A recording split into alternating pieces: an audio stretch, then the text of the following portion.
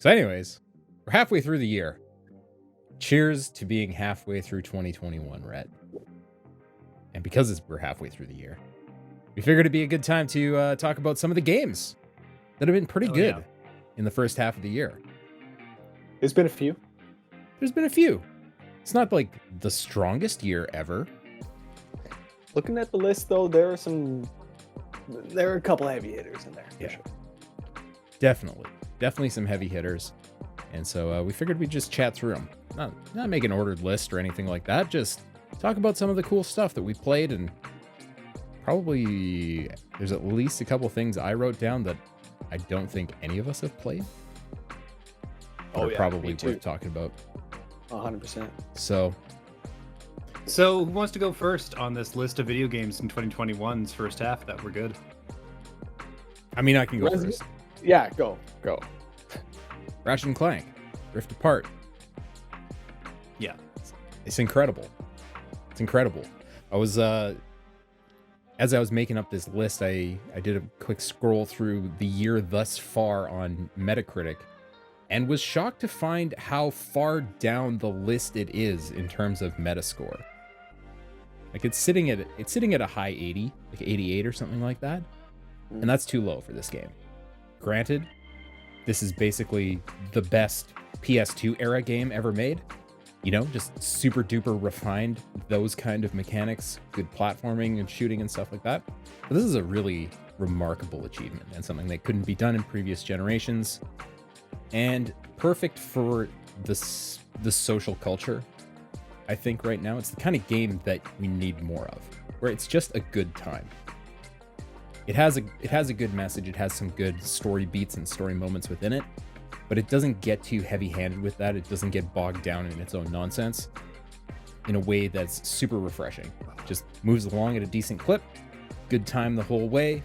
Great voice acting, good writing, amazing animation, looks beautiful, sounds great, awesome score. Thumbs up, Ratchet and Clank. Yeah. Very, very good game. Best game of the year so far. You got to figure it's a 9 at least, just for the technical achievement that it is.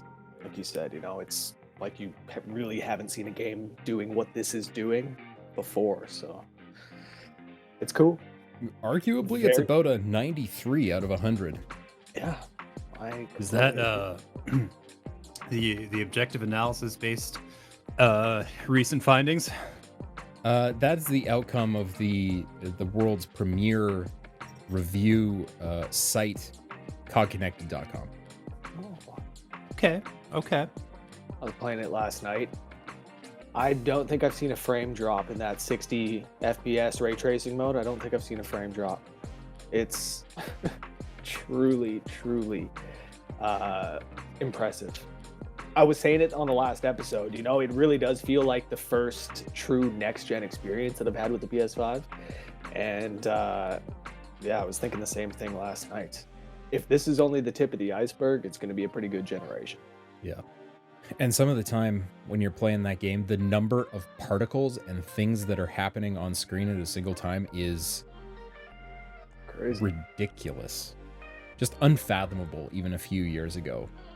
Yeah. Special shout out to the fire and the smoke. Those two effects, yes, especially, man, every time I'm just like, oh man, the smoke does look real. It's wild.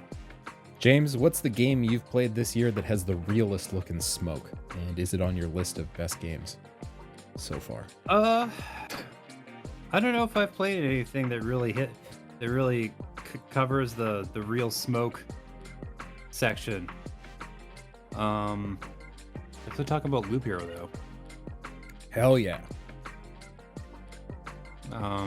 Just one of those games that like kind of caught me by surprise.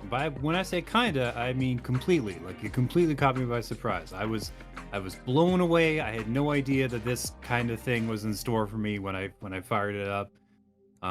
It's ceaselessly compelling and like sad and weird and cool, and you're not gonna play a ton of stuff like it maybe ever in your life. Not exactly like it, at least like there's certain mechanical elements that really stand apart from the pack in a way that I wasn't anticipating. It's tough as nuts, but like it's doable. You can get in there. You can make it happen. You can make you can make the progress. You can you can win this thing if you're clever and patient. I think most surprising to me is how much street cred it's built up. This game has quite a following now.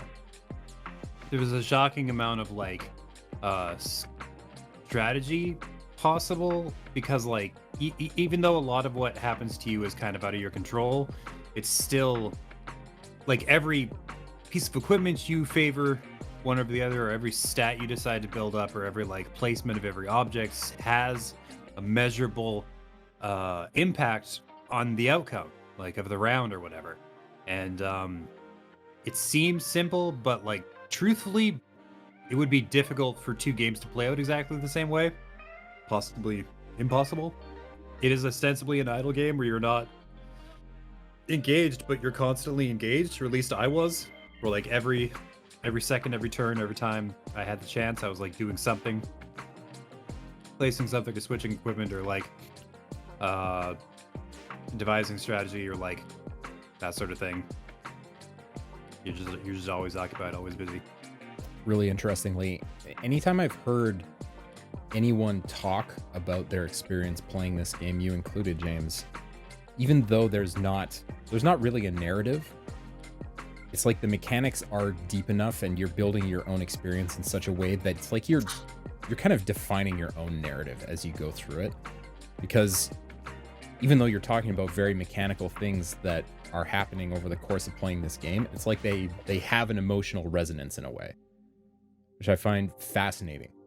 One of our other staff members pointed out that, like the vampires, for example, they have their own kind of story to them, because when you first meet them, they're like starving and insane because of the fact that they haven't had any humans to eat because nothing exists. And so what'll happen functionally is that you will place them down beside a human village, and then they will turn everybody in that village. And then like 2 turns later, if you can survive the gauntlet that's created by the combination of the turned humans and the vampires, then their feeding time is done, and they're like, all right, we're good, we're chilled out, we're fine. And then the village kind of comes back a little bit, but like it's interesting. Every monster has like their own kind of backstory and their own like, Yeah, most sure. of them are suffering kind of just like you are, and confused just like you are, and like not totally sure what the hell is happening and how they can deal with it. A good option for folks who aren't looking to spend a ton of money. So I think it's True. pretty inexpensive and something that you can effectively play forever if you want to. If you're so inclined. Rhett, what's up with you? What do you got on this list? Resident Evil 8. No doubt about it. That is a good fucking game. Probably. I really did like 7, and I really like that RE2 remake. But, man, the more I go back and the more I play Resident Evil 8, the more I really do think it might be my favorite one. Really? Yeah, like I really love all of the like set pieces that it has. I love the castle. Maybe the order. I kind of feel like maybe the castle should have been the last thing that you did in the game.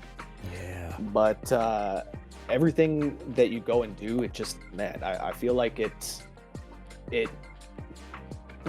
calls back to Resident Evil 4 in all the right ways, but it still feels fresh. You know, it still feels like its own thing. The entire time I was like waiting for Leon to show up. I was waiting for something to like directly tie it to Resident Evil 4. Yeah. And it sure as hell tied into the series like much more than 7 did, of course. So that like much appreciated. I think it's cool how the director he came out and kind of made a point with this one where the Resident Evil series, it's kind of come in threes. You've had the first 3 games that were in their own style, and then from 4 to 6, it was in its own style, and now 7 through 9 is going to be this first-person sort of narrative. Mm-hmm. And I don't want to spoil anything, but anybody that's played it can probably guess where it's going to go with 9. Yeah. fucking good game, man. Absolutely gorgeous. You want to talk about a technical masterpiece? Man, Capcom really figured it out with this one. It's fucking beautiful. And so smooth too. That's another game that I can't remember frame drops. Like, just, you know, it's like a perfectly optimized, perfectly developed game. It works really well. And continues the story of Resident Evil, like, in a really smart way. It's just kind of, you know, bringing everything almost full circle. I don't know. I don't want to spoil anything, but yeah. Yeah, I think you're right about the castle. I almost wish they had teased you with it a bit.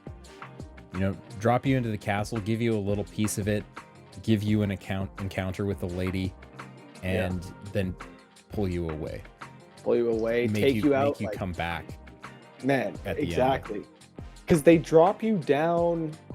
I mean, it's kind of like in the prison area, which it reminds me of like the sewer levels in most of the Resident Evil games. When they drop you down into that fucking prison level, they should have brought you out to Morrow. They should have brought you out to the swamp and then make you go through the swamp to the house to the castle back to Dimitrescu. Man, but either way, like that aside, it really does tick all the boxes. Especially once you beat the game, you know, if you enjoy what Resident Evil does when you beat the game and then you unlock New Game Plus and you unlock all the collectibles and everything in Mercenaries mode. If you enjoy that stuff, RE8 probably does it better than any of the other ones. So yeah, that's a good point. Replayability is off the charts with this one. I think my personal feelings on it are a little bit skewed just by the fact that it's first person. I just naturally prefer the third person game, so, you know, give me 2 Remake over this any day. Had they pulled the camera back, give you a little over the shoulder action, I'm with you. Like, oh man, this would be amazing. And I don't know why that is. They never wanted to give you Ethan. They never wanted to show you Ethan. You know, it was like they wanted you. They want you to feel like you're the character more than any other. Hey, I haven't played these games, and so I'm coming from a pretty uninformed place. But isn't first person just like generally scarier? Like, doesn't that kind of line up with their like the design ethos that seems to be driving this trilogy?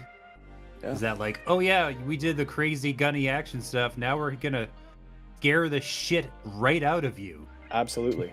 That was the plan with 7, you know, that's what they were going for. That's exactly it. They wanted that more tense, visceral experience. You're on the edge of your seat, sweating. And yeah, I totally agree. I think first person achieves that better. But with that being said, would I love to see that you know, GTA 5 edition where they give you the first person and third person? Yeah, that'd be sweet. But no, I like it for these 3. I wonder where they're going to go with RE10. I'm excited to see where they go with it. I mean, at this point, it could be literally anything. Anything.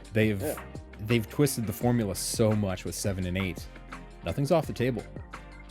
Anyways, I want to take this away from the big budget games for a minute, and talk about a little game called It Takes Two, which came out, I think it was March or April this year, and it's a little co-op platformer. And that might sound boring, but they put so much love and so much emphasis on the level design and the cooperation aspects of the actual mechanical workings of the game. It does some really, really interesting things. And some things, there are things I wish it did better.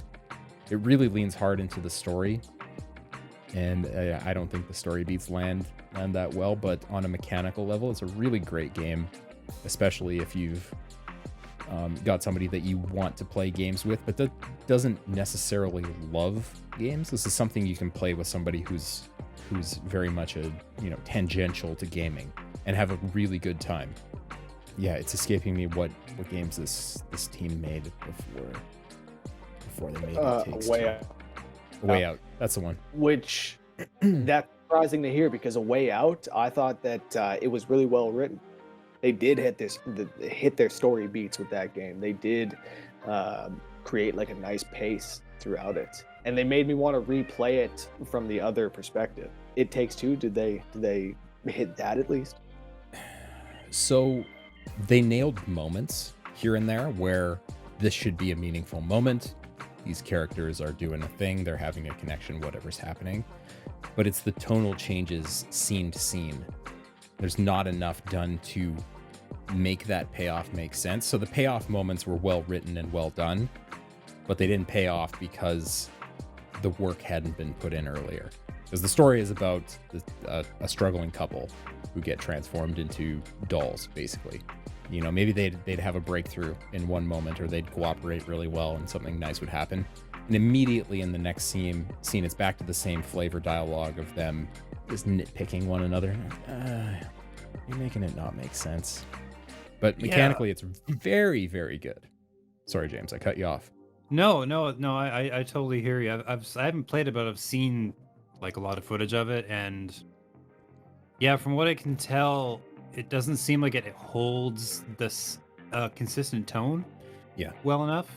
It was weird because like A Way Out, there was also a lot of strange diversions and interjections where it was just you would be like on the run from the law or like doing some really heavy shit, and then you're like playing wacky mini games. But I think because there was like stuff you just could do instead of stuff you absolutely had to do most of the time, that it didn't feel too much like it was sabotaging the tone. A lot of the crazy, ridiculous shit you have to do in It Takes Two is stuff you have to do, right? So like you're being pulled pretty violently from like, oh, touching moment of connection to like, man, look at this fucking loser. Can't even like shoot magical nails with the right timing or correctly, or like, Yep. Can't believe you didn't get rid of that vacuum, you absolute sausage casing of a human being. Like, why are we still together? It's all, yeah. Sickening. Yeah. So, I mean, when I reviewed it, I think I gave it about an 80. And it's really the story and those tonal things that pulled a lot of points off of the game, because it's very mechanically competent. It feels really good to play. And like my wife and I played through the whole thing together. I think it's just tough enough to give you moments where, oh, should we just stop playing this thing? No, we're gonna work together just like the characters, and we're gonna get this done. Would definitely recommend checking that out. And surprising that little thing came from EA. Oh yeah. Doesn't seem like an EA game. Anyways, what else deserves to be on this list, James? It's tough because all the stuff I love the most are things that I know not as many people are going to give a shit about. So like Bravely Default 2. I love that game. I put a pretty heroic amount of time into it. Didn't just beat it, like beat the brakes off that fucking thing. Did like every secret boss and shit, and like really put the work in. But I don't know. I just feel like it's going to be a contested addition to this list, but fuck all that. I love this game so much. It mechanically presses all the buttons and flicks all the switches for me. Every single one of them without exception. So yeah, that's what I have to say to any distractors that I just made up, literal straw men, you know. Yeah, I've heard nothing but good things about this game. Yeah, it whips ass. Most of the detractors are me, because I think the voice acting is the worst in this series, but genuinely beyond that, everything else is amazing. Do they have Japanese and English? They do. I switched almost immediately. There's somebody that they hired for the English track who's doing like a Scottish accent, and I need you to understand, ill-advised this is when you are not Scottish. Like, it's just, not only can we tell, but we can't stop paying attention to it. And it's I was thinking about it, and I realized the thing that fucks me up about it is that some of these accents are not meant to be read out loud at the pace that they do, because they're trying to match up with the rest of the dialogue or the Japanese dialogue. I don't know exactly what it is. I don't even know if that's the problem. But nobody from there talks that slowly. They just don't. And it's not that it's crazy slow. It's just slow enough that you can follow it, where you're like, oh no, this is this is paced just like the rest of the dialogue. That was a mistake. they fucked up doing that. There's probably other reasons why it's not a great accent, but a little deep primate part of my brain knew immediately that it was fucked and had to switch to Japanese because he's one of the main characters in the game. Oh, Like no. his dialogue is the dialogue that you hear some of the most. I was like, oh, well, we can't do this. This is not negotiable. But seriously, every other part of Bravely Default 2 is fucking incredible. So like every part of the mechanics is like basically perfect for me, the RPG enthusiast who grew up on shit from the late 90s, early 2000s. It's just like there's literally nothing else I could have asked for. I haven't like beaten a game so thoroughly in a while. Rhett, what else belongs on this list of the best games of the first half of 2021? I gotta go. You were talking about Bravely Default games that you feel you may personally think are on this list. Man, I gotta go with MLB 21. Okay. I really do. I think it's certainly the best sports game to come out this year, because there really hasn't been anything else other than like Tour de France and come on. MLB 21, and for that matter, the show series, it's really been the best sports franchise for years. Easily. It best mimics, it best simulates the actual sport compared to any other sports game. I don't care what it is. UFC, because UFC is actually pretty decent at what it does. But team sports like Madden, FIFA, NHL, it is a better representation of the sport than all of those games. And 21, completely addicted to it. Yeah, you can see that they're starting to sort of drive the player towards the mode that best makes use of their microtransactions, I guess is the nicest way to put it. But I mean, you really don't have to spend money on the game to enjoy it. You really don't. I've not spent a dime on any sort of like credits for the game, and my Diamond Dynasty team that they want you to spend money on, it's like all 99s across the board, you know. Now I've put probably, I don't know, 150 hours into it. Woo! Yeah, I mean, you're playing baseball. The games take a while, you know, 9-inning games.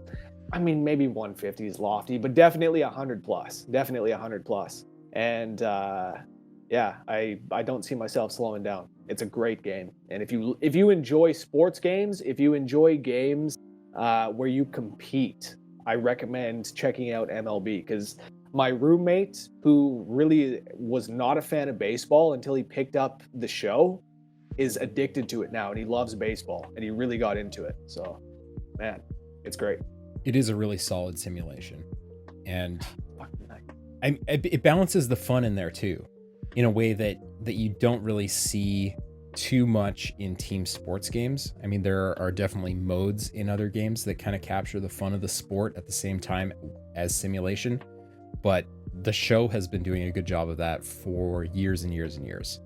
Like, the core of it is just so solid, and it's nice to see it on Xbox this year, so it's open to a bigger audience, and more people can get exposure to the quality that PlayStation fans have been experiencing for the last, I don't know, 10 years or however long they've been making it. Truly, it's about time. And big ups to Microsoft for getting that shit on Game Pass. I think that that's also a pretty good story from the year, that a purely Sony studio developing this game was forced to put it on the Xbox on Game Pass for free day one. No, it wasn't day one. Maybe I'm wrong about that, but either way, that's just a crazy story to me. Sticking with the Sony narrative, I think Returnal should be on this list. Yeah. Hey, cheers to them for that acquisition. Housemarque? Housemarque. Is that what they're called? Housemarque. You were close. Couple drinks, eh? Yeah. Yeah, no, Returnal. Haven't played it, but I'm dying to. Looks beautiful. It's another one like Ratchet, where it just looks so smooth, you know? The effects look like they really take advantage of the system, the hardware. Man, I really want to play that. I really love the use of the haptic controller in Returnal. All of the guns feel very different, and there's a lot of little touches that stand out kind of in the same way that they did when I was playing Astro's Playroom. Things like the rain falling on Celine's helmet, or whatever's going on in the environment. You really do feel it in your hands, and it's something that's well integrated enough that you don't feel it as like, oh, that's cool, the controller's shaking, it's doing this effect thing. You definitely notice that at first, but after a couple of minutes, it's just part of the experience. It becomes a more fully featured experience because it's engaging more of your senses. There's sound and there's vibration coming from the controller that adds to the experience in a valuable way. And I think I mentioned this a few podcasts ago, but I mean, it is a roguelike, but it's the kind of roguelike that doesn't super piss you off, because it gives you just enough quality of life stuff that you can get back to that farthest area you've progressed to. So after you've completed a biome and you've beaten the boss of the biome, there's kind of a shortcut way to get through there without having to do the whole thing again to get to the next biome and the next biome and the next biome in an easy way. You'll still run into runs where you get terrible drops and you get owned in 3 minutes, and hey, that's the game, baby. That's showbiz. But that's right. Hey, It's yeah. it is a super fun good game. It's roguelike really, does. really well made, and Housemarque is an amazing pickup as a smaller studio. I'm excited to see what they can do with, you know, a little bit of clout behind them. Put this game on sale. Yeah, right. I want it. I wouldn't be surprised to see it on PS Plus in a couple months.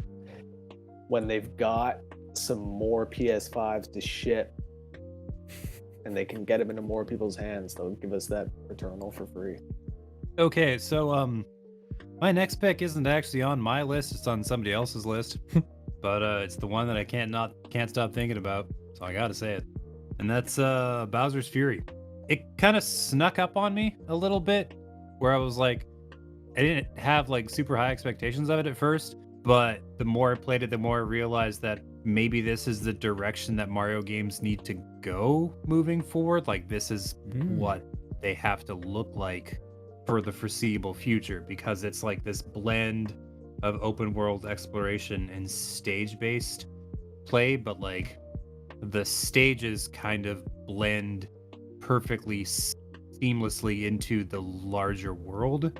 Like the little levels are built in this invisible fashion into the larger map, and I think it's just an evolution of that same idea that they were playing around with Mario Odyssey, and I feel like they've really tweaked the formula at this point. And if the next full game kind of either uses this system or expands on it yet again, I feel like that would be a giant slam dunk for Nintendo. Like, all they have to do is make, like, I don't know, if they can reiterate on this formula just the tiniest bit, they wouldn't have to change very much at all. I don't even know what they would change. It could be the design equivalent of a new coat of fucking paint, and it would absolutely crush. Like, people would be talking about this shit for like a decade when this hypothetical project comes out, because like it really seems like they're like barreling down on the perfect expression of this formula, where like the world map and the stages sort of like interplay and blend with one another perfectly, and you can go from like casual exploration and then just like playing around with the map to like doing a challenge, like completely seamless.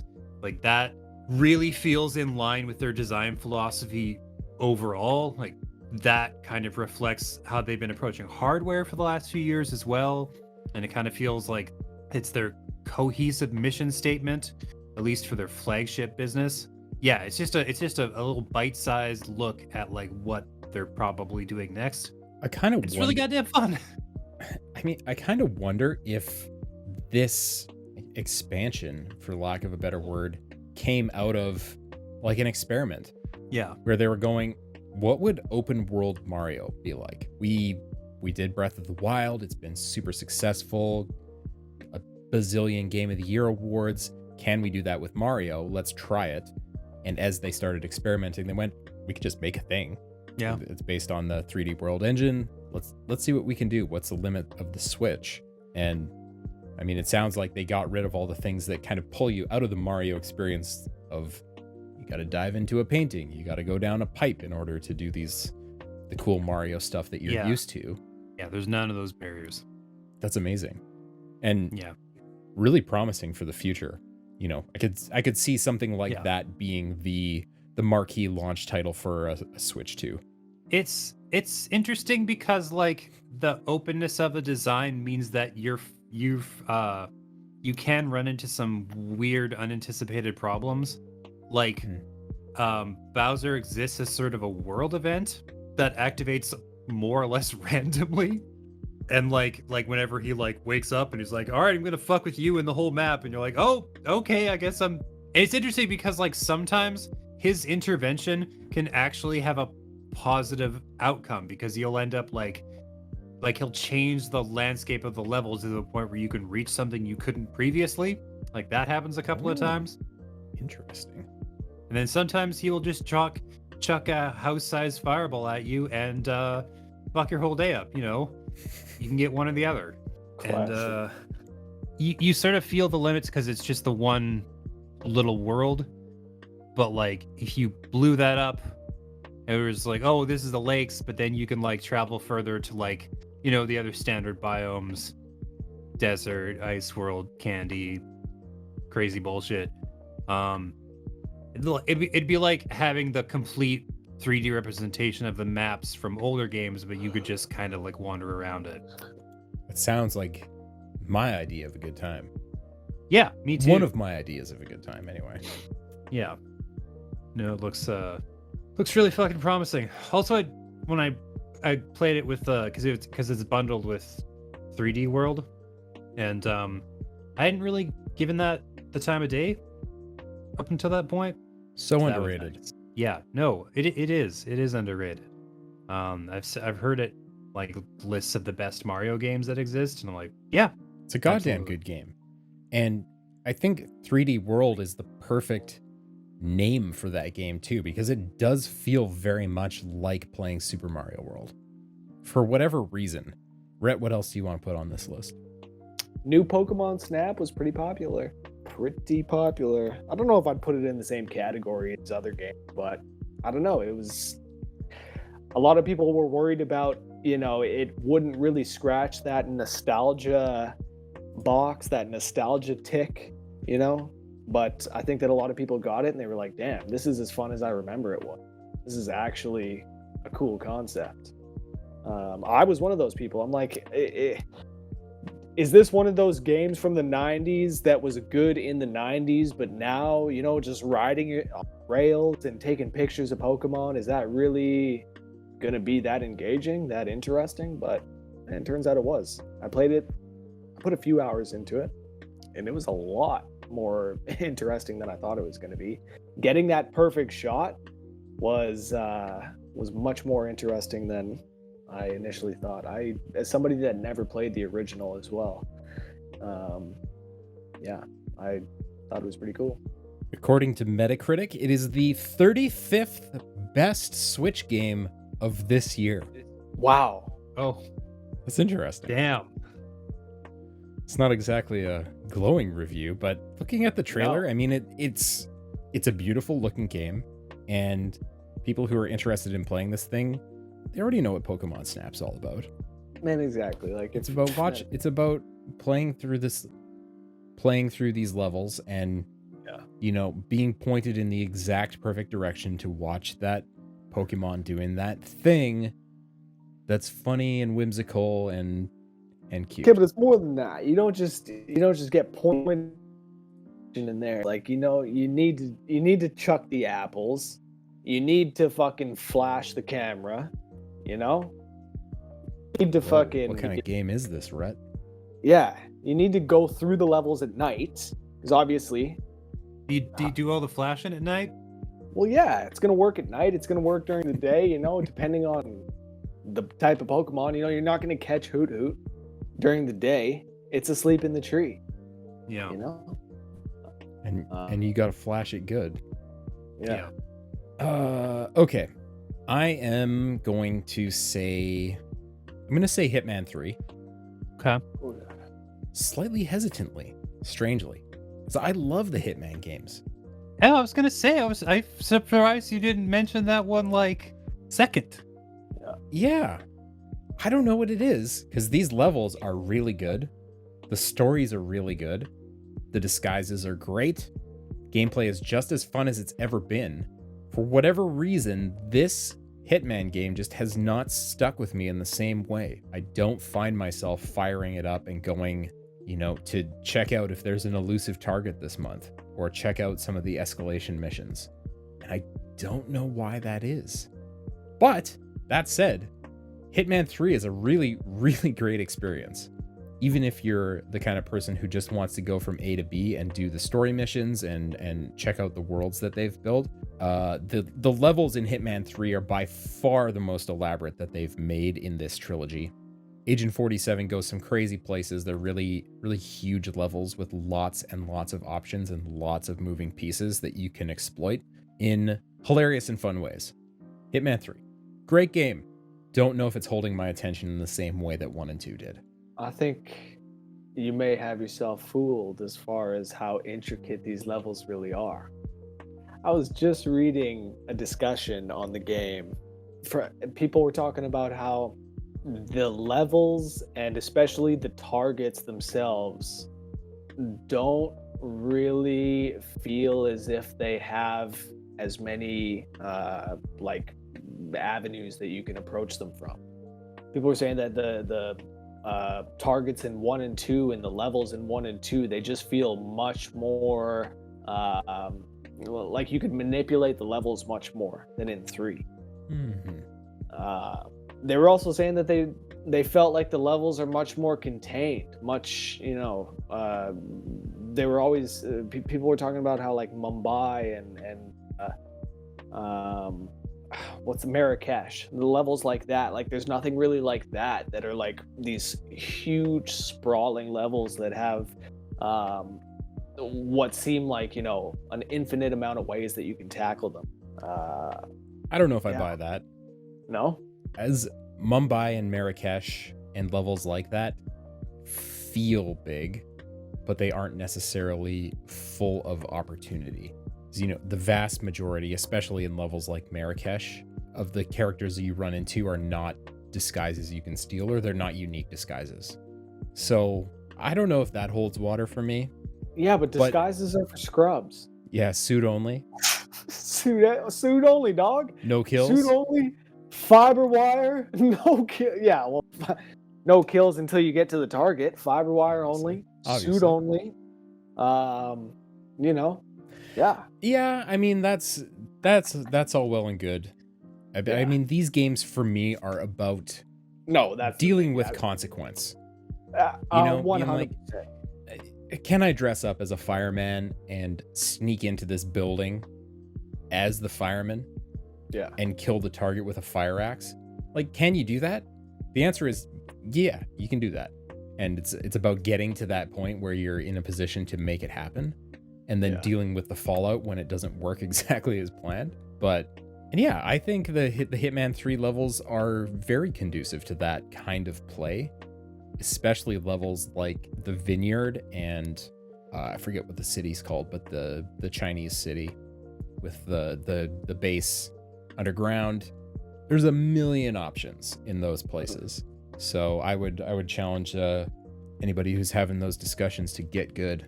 Yeah. Hitman. Know what I'm saying? I could pass your information Super along convincing. Yeah, please. if you want to fucking. Let's open a can of worms, Rhett. I'm down. But yeah, I think Hitman's it's an extremely well-made game, especially on the new consoles. The technical chops are really on point. It's super sharp. Like, it's not the most amazing looking textures and the most amazing looking character models you've ever seen. It's very much like the PS4 and Xbox One versions. Never has but been. It's so crisp and it runs really, really well. The last one I would consider would be I think Cyber Shadow. Oh, okay. Because like It's kind of another one of those like personal picks where it's like I liked it maybe more than everybody liked it, but I've seen a whole bunch of games try to do that like we want to be just like Ninja Gaiden thing, but it really pulls it off, you know, like it really brings it home, really like makes it happen. I've because it's got to be tough as fuck, right, to be a Ninja Gaiden clone, but it should still be approachable because it's like 2021 and maybe we don't want to deal with like Nintendo hard in that exact fashion in the 21st century. Maybe we can, you know, move past that. And the pixel art is exceptional. The controls are crazy tight, crazy responsive, super well crafted. Like, it's insane the boss fights you will survive, even though it will seem like you couldn't possibly right up until the moment you do. But you always pull through in the end, put in the time. Yeah, we talked about this before, James, that the level design in this game is really well done in that it makes you feel like, yes, that next checkpoint is achievable. This one part feels impossible on this first time, but I can see that checkpoint over there, and I'm making incremental progress every time to get to that spot. And I mean, that's something that's obviously missing from old Ninja Gaiden games and things like that, because they just didn't have the memory to do such things. But it was just not something you had access to. Exactly. Just like you tried, you died, and then you were done. Gosh, I'm sorry. Yeah, it makes these kind of games feel approachable, I guess is what I'm saying. Yeah, and it's that's got a pretty fucking important. banger of a soundtrack. Yes. So good. Yeah, like you see a million indie retro homage classics come barreling down the assembly line, but I think like Cyber Shadow is on a pretty short list of the ones that are like executed well mechanically as well as visually. Not only does it look and sound cool, but it also plays excellent. Yeah. And you can't always close that gap with these retro homage titles, and it's amazing that they were able to do that. Also, the team is crazy small. Like I think the developer, like Mechanical Head, I think they're called, is like a dude. And there was like a small team that helped with like getting it publisher ready. But that was it, really. Well, and like one guy, Vert, doing the music. So like, pretty small team. Yep, on the Yacht Club Games site, the developer is listed as Mechanical Head Studios, but also lists the singular name of the dude. Yeah, the dude of that studio, just the one guy. Arn Hunziker? Probably Yeah. butchering that, but it's a great game. It's on Game Pass too, if you got Game Pass. My favorite developer. Rhett, you got any more games to add to this list? Yeah, I got one. Actually, no, two now. All right, let's hear them both. Monster Hunter Rise. Okay, now that was a sweet game. Okay. Real sweet. Okay, now Monster Hunter Stories 2, Wings of Ruin. Man, if you're a fan of Pokemon, you owe it to yourself to go and play this game. It's doing Pokemon better than Pokemon. It's crazy. It's this big open world. Yeah, I didn't even realize I wanted it until Trevor was like, yo, you did the Monster Hunter Rise review. Do you want this one? I didn't even realize it was this sweet. I think it might be my favorite Monster Hunter game. And not that I've been, a long-standing fan of the series. Played a little bit of World. Rise I got into.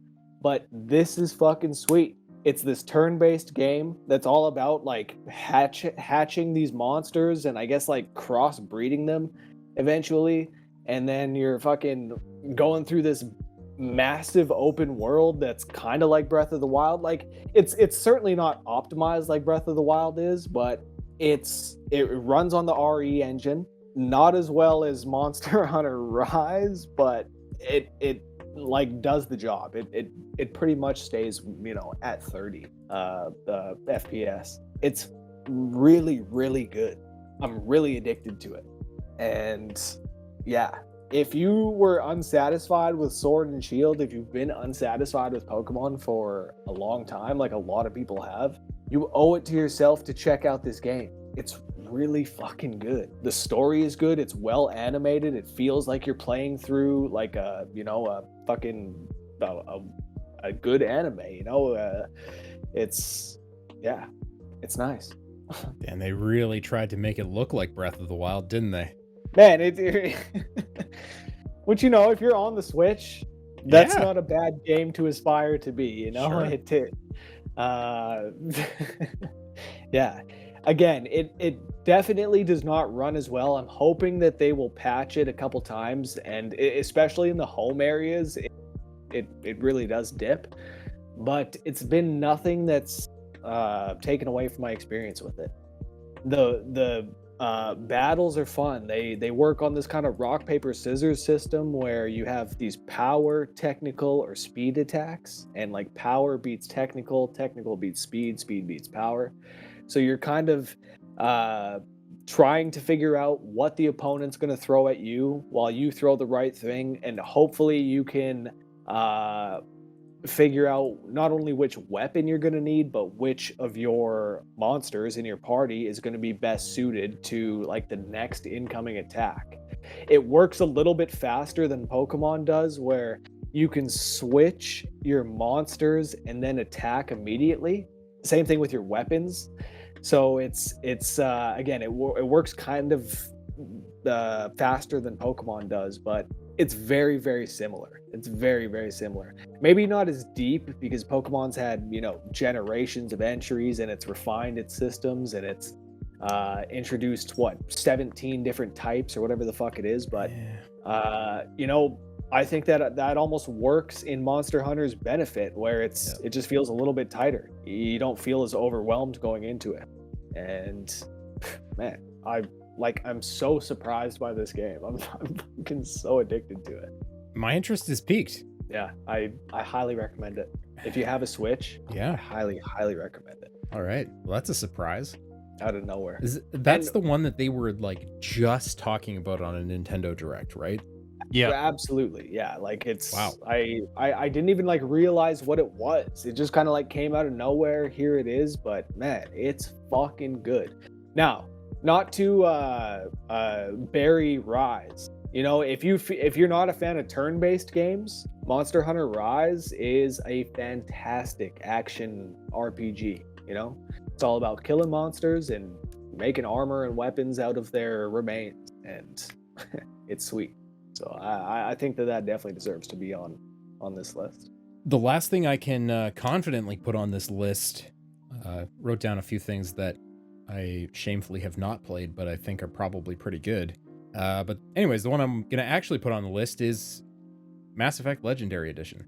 The amount of content that you're getting for the price of one game is stunning. I've been taking it upon myself to 100% all three of these games again, because why not?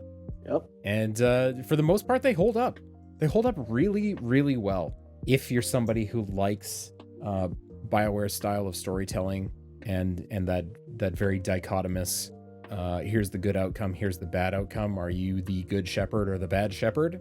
I've been having a lot of fun with them. Forgot a lot of the little side stories and character building and world building stuff that BioWare does with these games, specifically the first one. It's really, really good stuff. And the kind of world building I don't really think has been matched since they created this franchise. When it comes to giant, space opera RPG type of stuff. Really, really good stuff. And mechanically, the games either hold up really well or have been modified enough to be modern and be fun to play. Mass Effect 1, for the record, when it came out, not fun to play. The combat was bad. Really, really bad. Like, they had no idea what they were doing with these games.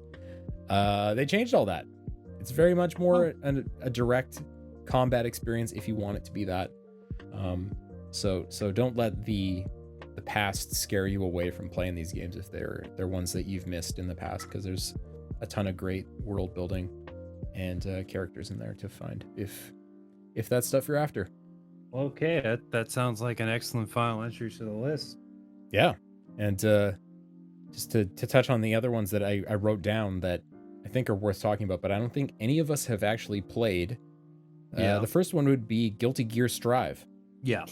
What the hell is that? It's Guilty Gear games are just like these sweet 2D anime style fighters that like specialize in going way over the top right for the beginning, super fast paced, pretty approachable. excellent games, generally speaking. and look incredible. This one in Yeah, particular holy is shit. fucking sharp as hell. Jazz reviewed it for the site, really loved it. And yeah, I mean, I love the last Arc System Works game I played, which was Dragon Ball Fighters. Yeah, that So was really good. if Guilty Gear is anything like that, definitely worth taking a look at, worth playing.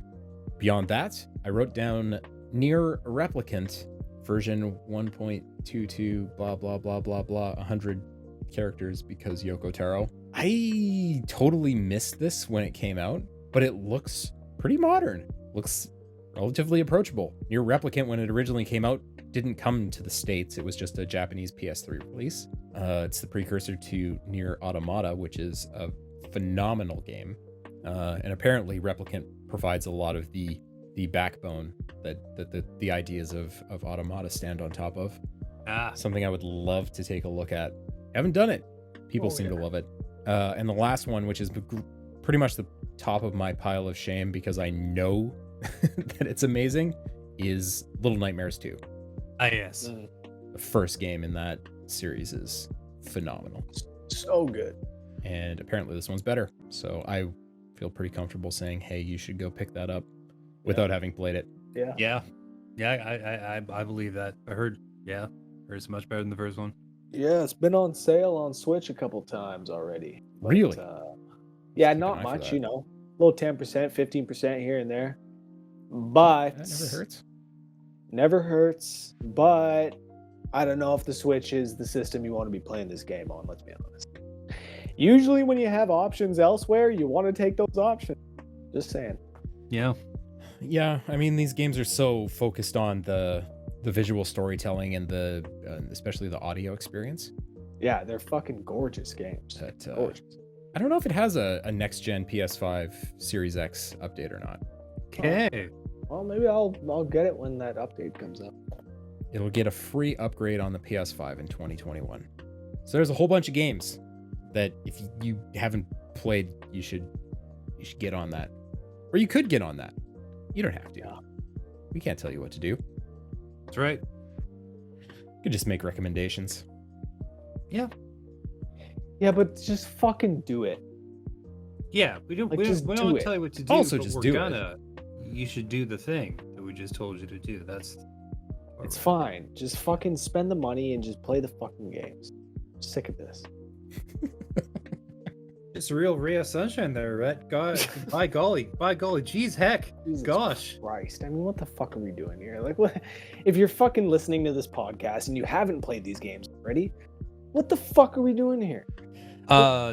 Convincing them that they're good, I guess, would be the premise. Yeah. That is the fuck we are doing here. Good point. Yeah.